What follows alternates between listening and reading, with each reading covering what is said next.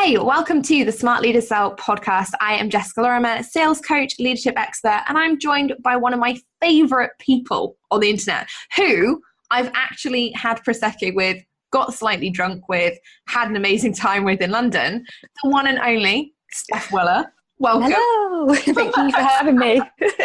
Yeah, we did have quite a bit of Prosecco that night, didn't we? I know. I love that because obviously you guys won't know the background to this, but Steph came to an event in London with me and we were drinking Prosecco all day. We had some very nice vegetarian food, which I really wasn't expecting. I was not expecting vegetarian food to taste that good. So that was lovely. Anyone who is looking for vegetarian food in London, go to Tibbetts. It was great. They put up with a lot of noise from us, I feel. And then people started leaving. It was about 7 o'clock. People started leaving. It was an appropriate time. We'd been there since 12. I felt like that was okay. And we went to another bar. We were like, no, it's okay. We are the hardcore people. We will continue.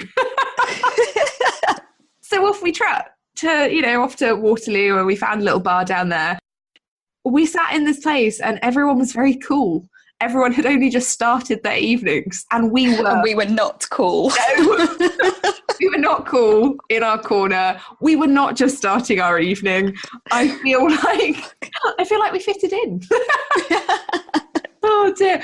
But you are one of my favorite people on the internet because you have this huge wealth of experience when it comes to social media, and it's so funny because, and as the podcast goes on, you guys will see this, but Steph is like one of the most modest people ever. She does all this. Oh, thank you. And then she's like, yeah, it's okay. Yeah. And she's just lovely. But I'm always like, but you do all this cool stuff. She's like, yeah, I do, yeah. So Steph, you kind of dominate the social media world. You know, you have this way that you can look at trends, you're looking at the things that are going on in social media, and you're helping other people really use a strong social media strategy to stand out, right? I mean, how is that?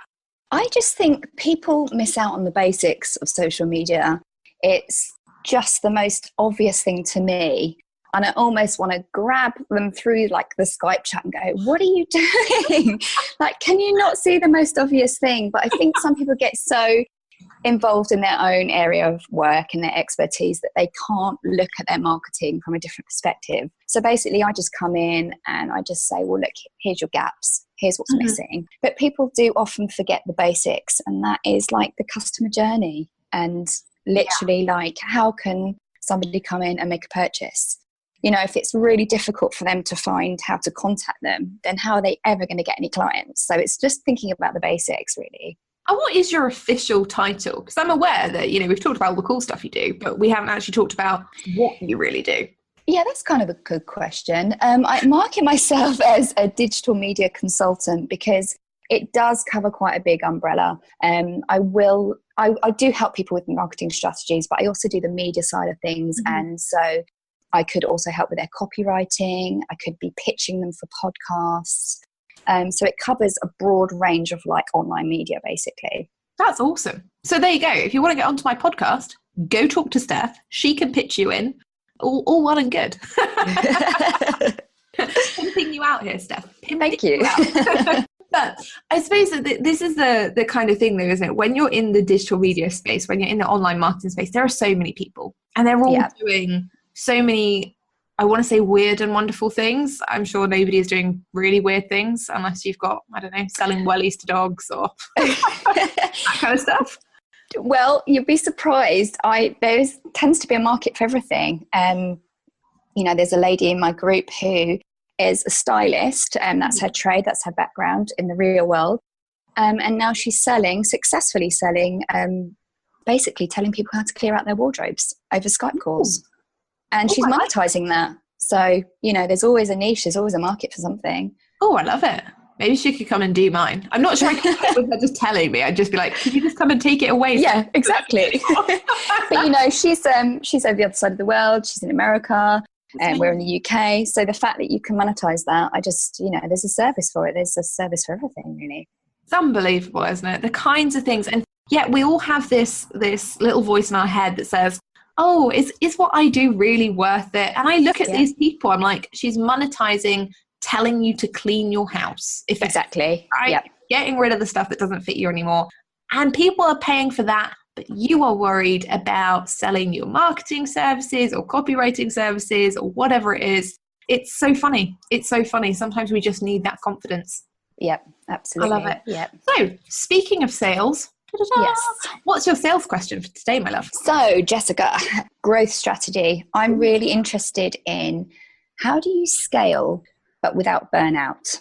Oh, juicy. And obviously, if you've gone to the kind of Gary V school of entrepreneurship, the answer is you don't. You just keep going like the Duracell bunny until you eventually conk out, I'm guessing. So I've kind of got a secondary question that is it to be looking at multiple income streams to be scaling? Because it's, you know, don't want to be doing more one-to-one clients because you've only got enough hours in the day. So I love this. So the way that I'll give you a couple of examples, the way that I did it in my business and the way that some of my clients are doing it. And that way you get to pick your own, because I think it depends on who you are as a person and what your long-term goals are. Now, I'm somebody inherently, and I know everyone's going to find this so hard to believe, I'm really lazy. I don't actually like doing stuff. No, you're not.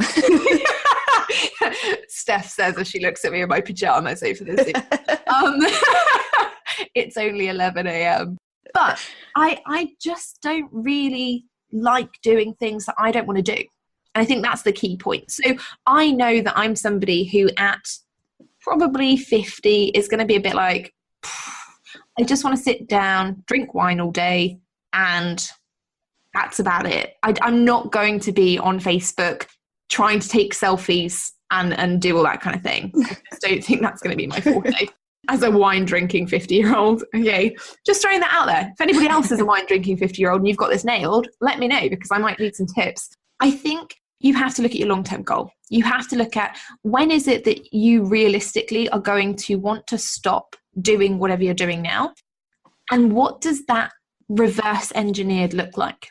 Are you going to create a business where you're going to outsource it and you're going to hire other people to do what you do now into your team and just have a brand, you know, and have like a digital agency or something?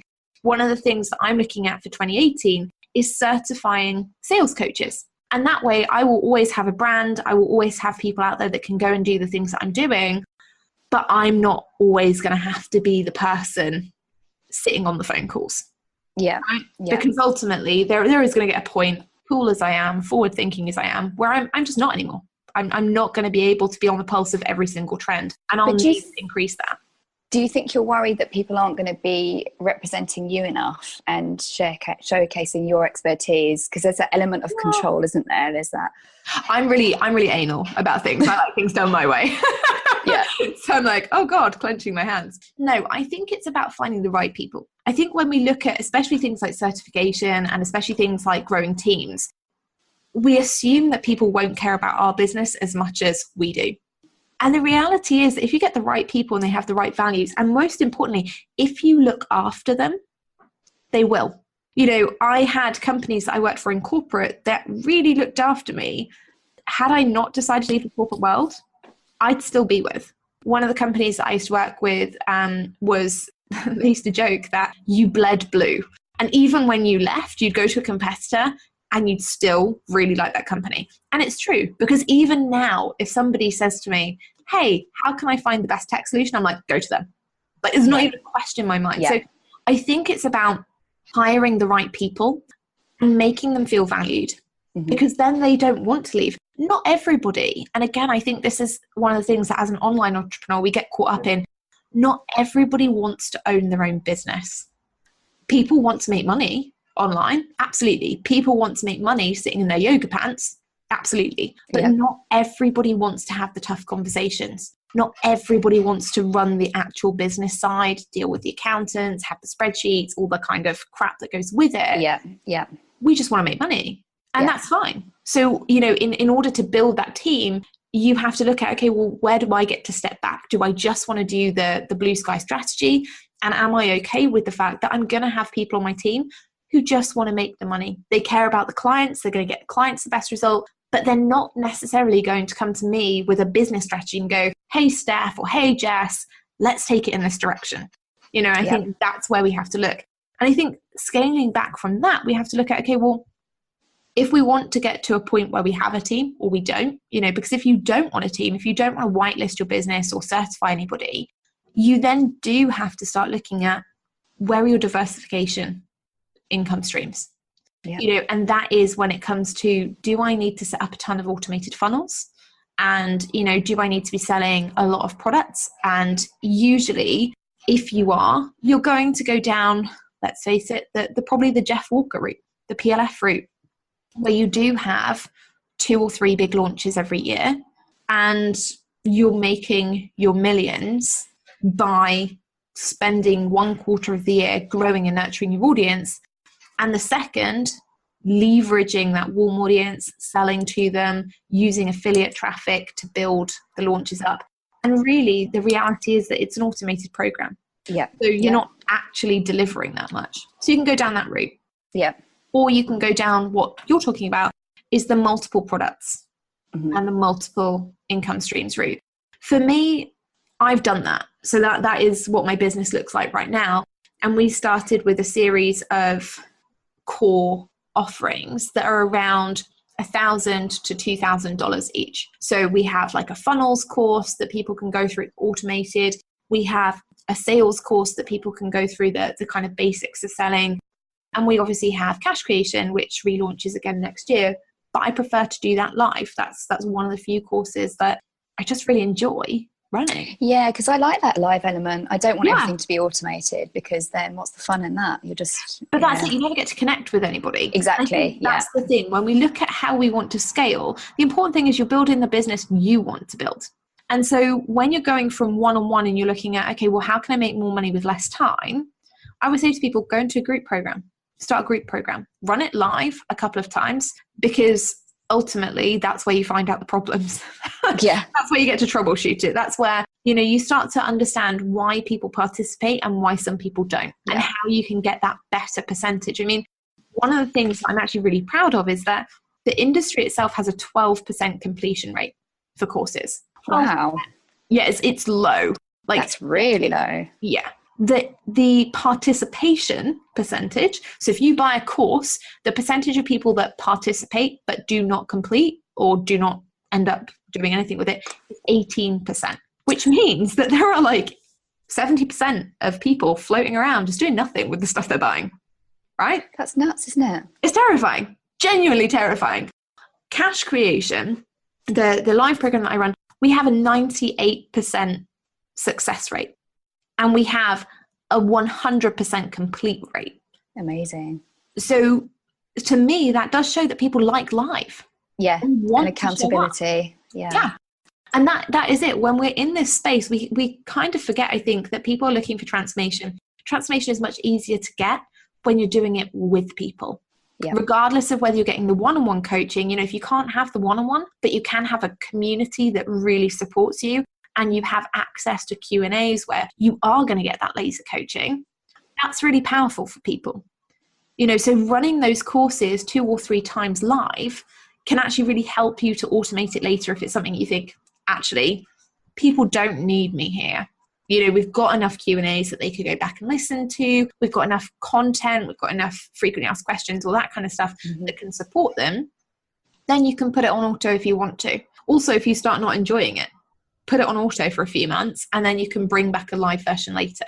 Yeah. So I think that's always the first step forward. Go from one-to-one, diversify into group offerings. That way you're getting more people, saving your time, conserving your energy. You're also bringing in more people into the We Love Steph Club, which effectively is what you want to do, right? You want to grow your love club. After that, I'm like... not sure that I really explained that. Just gonna leave that one.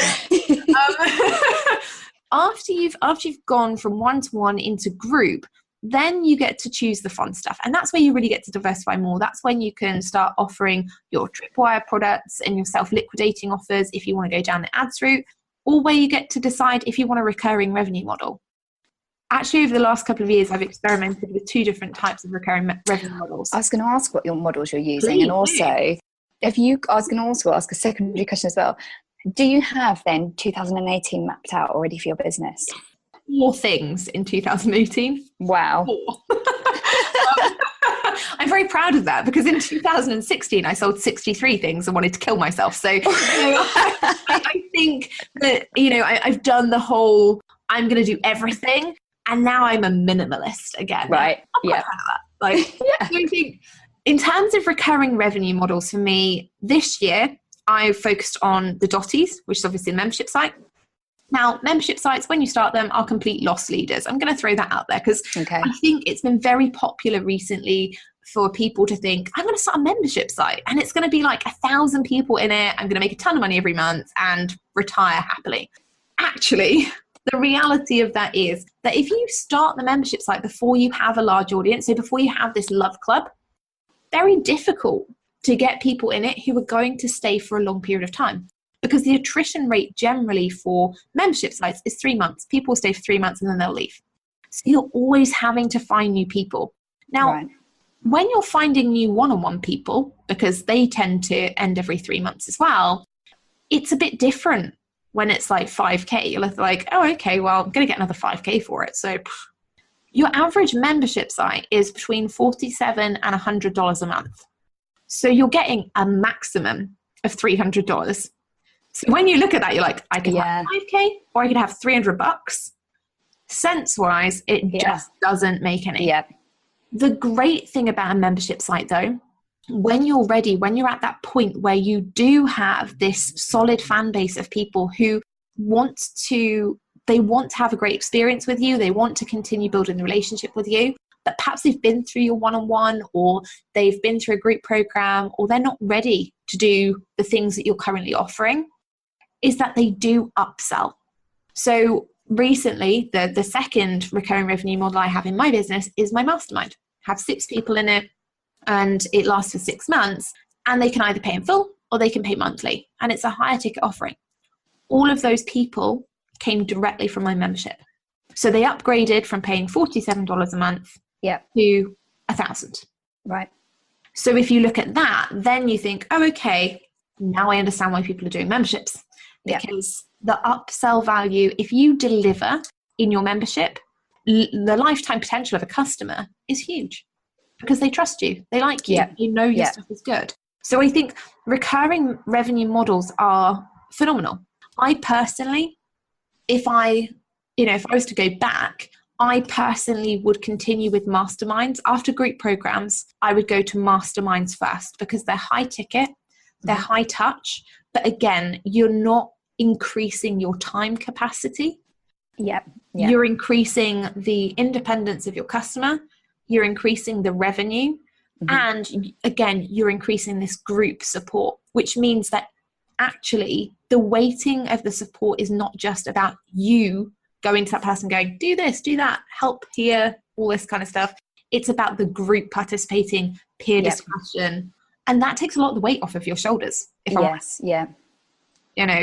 I think you go one-to-one, group, recurring revenue of some kind, membership, mastermind, long-term group program. Some people have done for you services. I pay my OBM, for example, I pay her a certain amount every month, and we get a certain amount of hours every month, and it's wonderful. For her, that's a recurring revenue model. So it doesn't just have to be coaching. It can be done for you or done with you. Okay. And then obviously after that, you're literally looking at the value ladder, and that's where you get to choose. Okay, personally, I see a lot of entrepreneurs going, okay, well, I'm just going to charge more for stuff. I'm just going to raise my rates again. And that's fine. Like, ultimately, yes, charge what you're worth. You're learning more. You should be charging more, etc. Only to a certain degree does that work. Because eventually cap at a certain amount, can't you? Well, this is the thing. I mean, I saw a very well-known entrepreneur last year release their group program again, and they came out and they said, I'm going to have to lower the price because I've outpriced my ideal clients. And I was like, good on you for admitting it. But also, can you imagine how uncomfortable that is? Right? So I think this is where we need to be smart as business owners. And I think this is where sometimes as women, we don't step up. Once you've got to a point in your business where you're making 30K, 40K a month, either you continue to diversify your income streams, you create more products, or you can do what I do, because lazy school of Jess, you invest in something else. Stocks, shares, property, whatever it is that actually in your old age is going to keep working so that you don't have to. Yeah. So one of the big focuses for me and for, where we are in our life is property. Can we buy properties that we can rent out that will build our property portfolio? But when I'm 75 and, need heating and don't want to eat dog food, can I sell? That is the reality in the UK at the moment, right? I was talking to my friends about this the other day. We were like, we are literally going to be pensioners eating dog food if we're not careful. So stop spending all this money on like stuff we don't need, PlayStations and all that jazz. I'm gonna invest in property. We're going to real people. I've got this image of you in your pajamas with a glass of wine and some dog food. Out of the can, I would be classy. But I think it is that kind of thing. So we have to look at, as women, where do we want to invest our time? Because I don't know about you, but you've got children, right? Yeah. You don't want to get to a point in your business where you're missing all the stuff you want to be doing with your kids. Exactly. And celebrate with them, 18th birthdays, weddings, all that kind of thing. Just to be like, oh no, wait 1 sec, I've just got to create this. Just got to do an Instagram post. I'm going to walk you down the aisle, but can you just give me a minute so I can do a little selfie thing? And I think that's where we have to look at, okay, as a business owner, at that point, we have developed a fully functioning business. And any responsible business owner will tell you, okay, invest in something, whether it's property, stocks, whatever you like. That is the point where you say, okay, long-term plan. And again, that is the point where you say, how does my business change from here? Am I going to hire the team? And am I going to outsource the majority of the work and just be the face of the business? Or am I going to certify people and get them to do all the things that I've been doing? And again, be the face of the business, but ultimately have that kind of blue sky approach to it. Does that make sense? Yeah, I love it. I love the answers. Yeah, amazing. Yeah. Thank you. That's all right. Wow. You always blow my mind.